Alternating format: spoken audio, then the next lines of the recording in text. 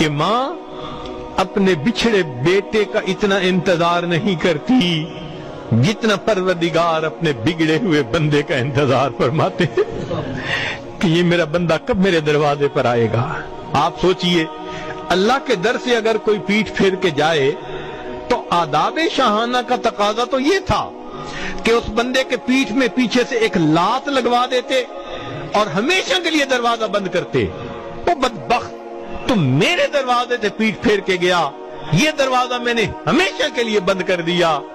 رب کریم ایسا نہیں کرتے جو پیٹھ پھیر کے جا رہا ہو۔ اللہ فرماتے ہیں فَأَيْنَ تَذْهَبُونَ، میرے بندے کہاں جا رہے ہو؟ میرے بندے تیرا کریم پروردگار تجھے اپنی طرف بلا رہا ہے، کیوں واپس نہیں آتے؟ یا ایھا الانسان ما غرک بربک الکریم، تیرا پروردگار، تو نے اپنے پروردگار سے کس چیز نے تجھے دھوکے میں ڈال دیا؟